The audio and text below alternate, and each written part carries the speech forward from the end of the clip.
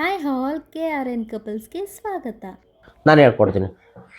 ಬಹಳ ಹಿಂದೆ ಆಯ್ತಾ, ಅಂದ್ರೆ ತುಂಬಾ ಹಿಂದೆ ಒಂದು ಊರಲ್ಲಿ ರಾಜ್ಕುಮಾರಿ, ದೇವಕಿ ಮತ್ತೆ ಅವ್ರ ಅಣ್ಣ ಕಂಸ ಅಂತ ಒಬ್ರಿದ್ರು. ಮಥುರಾದಲ್ಲಿ ಇದ್ರು, ಓಕೆನಾ. ಆಮೇಲೆ ದೇವಕಿ ತುಂಬಾ ಒಳ್ಳೆಯವಳಾಗಿದ್ಲು, ಕಂಸ ತುಂಬಾ ಕೆಟ್ಟವನಾಗಿದ್ದ. ಆಮೇಲೆ ಕಂಸ ಏನ್ ಮಾಡ್ದ, ದೇವಕಿಗೆ ವಸುದೇವ ಅಂತ ಒಬ್ಬ ರಾಜ ಇದ್ದ, ಅವನಿಗೆ ಕೊಟ್ಬಿಟ್ಟು ಮದುವೆ ಮಾಡ್ದ ಕಂಸ, ಓಕೆನಾ. ಅದಾದ್ಮೇಲೆ ಅವರಿಬ್ರು ಅರಮನೆಗೆ ಕರ್ಕೊಂಡ್ ಬರ್ತಾ ಇದ್ದ. ಯಾರನ್ನ? ದೇವಕಿನ ಮತ್ತೆ ವಸುದೇವನ. ಓಕೆ, ಅದೇ ಅವ್ರ ಗಂಡನ ವಸುದೇವನ ಕರ್ಕೊಂಡ್ ಬರ್ತಾ ಇದ್ರು. ಓಕೆ, ಕರ್ಕೊಂಡ್ ಬರ್ಬೇಕಾದ್ರೆ ದೈವ ನುಡಿತು. ದೈವ ಏನಂತ ನುಡಿತು ಅಂತ ಹೇಳಿದ್ರೆ, ಅಶರೀರವಾಣಿ ದೇವಕಿದು 8ನೇ ಮಗುವಿಂದ ಕಂಸ ನೀನು ಸಾಯ್ತೀಯ, ಅವನು ನಿನ್ನ ಕೊಲ್ತಾನೆ ಅಂತ ಹೇಳ್ತು. ಆ ತಕ್ಷಣ ಏನ್ ಮಾಡ್ದ ಕಂಸ, ತುಂಬಾ ಸಿಟ್ಟಾಗಿ ಏನ್ ಮಾಡ್ದ, ದೇವಕಿಗೆ ಚಚ್ಚದ್ನ. ದೇವಕಿಗೆ ಮತ್ತೆ ವಸುದೇವಂಗೆ ಇಬ್ರಿಗೂ ತುಂಬಾ ಚಿತ್ರ ಹಿಂಸೆ ಕೊಟ್ಬಿಟ್ಟು ಅವರಿಬ್ರು ಜೈಲಿಗೆ ಹಾಕ್ದ. ಚಚ್ಚಿಬಿಟ್ಟು ಜೈಲಿಗೆ ಹಾಕ್ತ. ಆಮೇಲೆ ವಸುದೇವನನ್ನ ಕೊಲ್ತೀನಿ ಅಂತ ಹೇಳ್ದ. ಯಾರನ್ನ? ವಸುದೇವನ್ನ ಕಂಸ ಕೊಲ್ತೀನಿ ಅಂತ ಹೇಳಿದ್ಲು.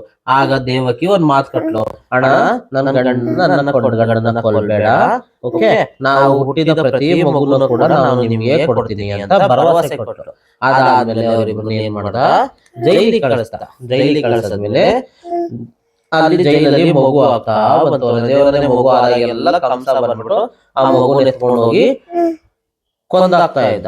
ಆಯ್ತಾ. ಹೀಗೆ ಒಂದ್ ರಾತ್ರಿ ಜೋರಾಗಿ ಮಳೆ ಸುರಿತಾ ಇತ್ತು. ಆ ಆಟ ಟೈಮಲ್ಲಿ ದೇವಕಿಗೆ ಮತ್ತೊಂದು ಮಗು ಆಯ್ತು, ಅಂದ್ರೆ 8ನೇ ಮಗು ಆಯ್ತು. ಕೃಷ್ಣ ಮಗು 8ನೇ ಮಗು ಆಯ್ತು. ಓಕೆ, ಮಗು ಹುಟ್ಟಿದ ತಕ್ಷಣ ಅಲ್ಲಿ ಒಂದು ಪವಾಡನೆ ಸೃಷ್ಟಿ ಆಯ್ತು. ಏನಂದ್ರೆ ದ್ವಾರಪಾಲಕರಿದ್ರಲ್ಲ, ಅವರೆಲ್ಲ ತಾವೇ ನಿದ್ರೆ ಹೋದ್ರು. ಆಮೇಲೆ ಜೈಲಿನ ಬಾಗ್ಲು ತಾನಾಗ್ತಾನೆ ತಕ್ಕೊಂತು. ಆಮೇಲೆ ಅವರು ಇವನ್ಗೆ, ಯಾರು, ವಸುದೇವನಿಗೆ ಹೋಗೋದಕ್ಕೆ ದಾರಿನೂ ಆಯ್ತು. ಆಮೇಲೆ ಅಲ್ಲಿ ಹೋಗ್ಬೇಕಾದ್ರೆ ಅಲ್ಲಿ ಯಮುನಾ ನದಿನ ವಸುದೇವ ದಾಟ್ಕೊಂಡು ಹೋಗ್ಬೇಕಿತ್ತು. ಗೋಕುಲ ಇರುತ್ತಲ್ಲ, ಅಲ್ಲಿಗೆ ತಲುಪಬೇಕಾಗಿತ್ತು. ಅದೊಂದು ಊರ್ ಮನೆ ಗೋಕುಲವ. ಹೋಗ್ಬೇಕಾದ್ರೆ ಯಮುನಾ ನದಿ ಅಡ್ಡ ಇತ್ತು, ಯಮುನಾ ನದಿ ದಾಟ್ಕೊಂಡೆ ಹೋಗ್ಬೇಕಿತ್ತು. ಓಕೆನಾ. ಅಲ್ಲಿಗೆ ಹೋಗ್ಬೇಕಾದ್ರೆ ಸಾಕ್ಷಾತ್ ಅಲ್ಲಿ ಶೇಷನಾಗ ಇತ್ತಲ್ಲ, ಅದು ತನ್ನ ಹೆಡೆನ ಬಿಚ್ಚಿಬಿಟ್ಟು ಕೃಷ್ಣನಿಗೆ ಮಳೆ ನೀರು ತಾಗದಂತೆ ಹಿಂಗೆ ದಾರಿ ಮಾಡ್ಕೊಡು. ಆಮೇಲೆ ನದಿಲಿ ದಾರಿ ಮಾಡ್ಕೊಡ್ತು. ವಸುದೇವನಿಗೆ ನದಿಲಿ ದಾರಿ ಮಾಡ್ಕೊಡ್ತು. ಕೃಷ್ಣನಿಗೆ ಮಳೆ ನೀರು ಬರಬಾರ್ದು ಅನ್ಬಿಟ್ಟು ಹಿಂಗ್ ಇಟ್ಕೊಂತು ಹೆಡೆನ, ಸರ್ಪ. ಓಕೆ, ಆದ್ಮೇಲೆ ವಾಸುದೇವ ಏನ್ ಮಾಡ್ದ, ವಸುದೇವ ಅವನೊಂದಿಗೆ ತಂದಿದ್ನ ತನ್ನ ಹುಟ್ಟಿದ್ದು ಮಗುನ ಅವನು ಯಶೋದೆ ಪಕ್ಕ ಇಟ್ಬಿಟ್ಟು ಯಶೋದೆ ಜೊತೆಗೆ ಏನ್ ಮಾಡ, ಯಶೋದೆ ಹುಟ್ಟಿದ ಹೆಣ್ಣು ಮಗುನ ಮಥುರಾಗೆ ಕರ್ಕೊಂಬಂದ.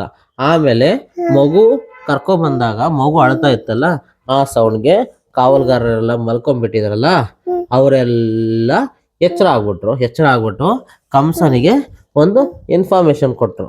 ಓಕೆ, ಕಂಸ ಹಿಂಗೆ ರಾಜರೇ ಹಿಂಗ್ ಹುಟ್ಟಿದೆ ಹೆಣ್ಣು ಮಗು ಅಂತ ಹೇಳಿದ ತಕ್ಷಣ ಆಗ ಕಂಸ ಕೋಪದಿಂದ ಬಂದು ಕೊಲ್ಲೋದಕ್ಕೆ ಪ್ರಯತ್ನ ಮಾಡ್ತಾನೆ. ಆದ್ರೆ ಆ ಮಗು ದೈವಿ ಸ್ವರೂಪ ಆಗಿತ್ತಲ್ಲ, ಅದರಿಂದ ಮಗು ಕಣ್ಮರೆ ಆಗೋಯ್ತು. ಆಗ ಈ ಕಡೆ ಇನ್ನೊಂದ್ ಕಡೆ ಏನಂದ್ರೆ, ಕೃಷ್ಣ ಅಲ್ಲಿ ಗೋಕುಲದಲ್ಲಿ ಆರಾಮಾಗಿ ತನ್ನ ಬಾಲ್ಯವನ್ನ ಕಳೀತಾ ಇದ್ದ. ಅದೇ ಪುಕ್ಸ್ತಿ ಅಲ್ಲ, ಪುಕ್ಸ್ತಿ ಅಲ್ಲ, ಕುಸ್ತಿ. ಅದಾದ ನಂತರ ಹಿಂಗೆ ಕೃಷ್ಣ ಸಣ್ಣವನಿದ್ದಾಗ್ಲೇ ಪವಾಡಗಳನ್ನ ಮಾಡ್ತಾ ಇದ್ದ. ಈ ಪವಾಡದ ವಿಷಯ ಎಲ್ಲ ಕಂಸನಿಗೆ ಗೊತ್ತಾಯ್ತು. ಕಂಸನಿಗೆ ಗೊತ್ತಾಗಿದ ತಕ್ಷಣ ಅವನೇನ್ ಮಾಡ್ತಾನೆ, ಕೃಷ್ಣನ ಕೊಲ್ಲೋದಕ್ಕೆ ಒಂದು ಪಂದ್ಯನ ಆರ್ಗನೈಸ್ ಮಾಡಿ ಅವನ ಕೃಷ್ಣನ ಮಥುರಾಗೆ ಕರ್ಸ್ಕೊಂಡ. ಕೃಷ್ಣ ಮಥುರಾಗೆ ಬಂದು ಕಂಸನ್ನ ಚೆನ್ನಾಗಿ ಕುಸ್ತಿಲಿ ಸೋಲಿಸ್ಬಿಟ್ಟು ಅವನ್ನ ಸಾಯಿಸ್ದ. ಯಾರ್ದು? ಸ್ವಂತ ಮಾವನ್ನೇ ಕೂಡ ಸಾಯಿಸ್ಬಿಟ್ಟು ಜೈಲಲ್ಲಿ ತಮ್ಮ ಅಪ್ಪ ಅಮ್ಮ ಇದ್ರಲ್ಲ, ದೇವಕಿ ಮತ್ತೆ ವಾಸುದೇವ, ಅವರಿಬ್ರು ಕೂಡ ಕರ್ಕೊಂಡು ಬಂದ್ರು. ಫ್ರೆಂಡ್ಸ್ ನೋಡಿದ್ರಲ್ಲ ಪ್ರಫುಲ್ ಎಷ್ಟು ಚೆನ್ನಾಗಿ ಕತೆನ ಕೇಳ್ತಿದ್ದ ಅಂತ. ಇಷ್ಟು ಚಿಕ್ಕ ಕತೆಗಳು ಎಲ್ಲಿ ಸಿಗುತ್ತೆ ಅಂತಂದ್ರೆ ಅಮೆಝಾನ್ ಅಲ್ಲಿ ನಾನು ಈ ಬುಕ್ನ ಬುಕ್ ಮಾಡ್ಕೊಂಡಿದ್ದು.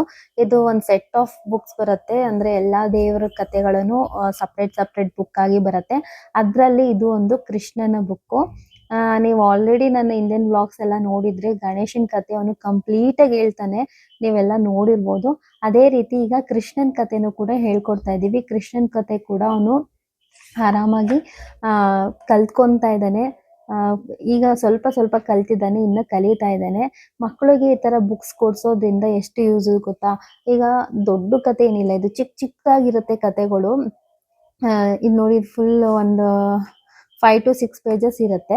ಜೊತೆಗೆ ಈ ತರ ಇಮ್ಯಾಜ್ ಇರೋದ್ರಿಂದ ಮಕ್ಕಳು ನೋಡಿ ಅರ್ಥ ಮಾಡ್ಕೋತಾರೆ. ಓ ಈ ಕತೆ ಹೇಳ್ಬೇಕಾದ್ರೆ ಈ ಫೋಟೋ ಇರೋದ್ರಿಂದ ಓ ಈ ಕತೆಲಿ ಹಿಂಗಿದೆ, ಓ ರಾಜ ಹಿಂಗ್ ಮಾಡ್ತಿದ್ದಾನೆ, ರಾಣಿ ಹಿಂಗಿದ್ದಾಳೆ ಅಂತ ಅನ್ಕೊಂಡು ಕತೆನ ಅರ್ಥ ಮಾಡ್ಕೊಳಕ್ಕೆ ಚೆನ್ನಾಗಿ ಈಸಿ ಆಗುತ್ತೆ ಇಂಥ ಬುಕ್ಸ್, ಅದು ಮಕ್ಕಳಿಗೆ.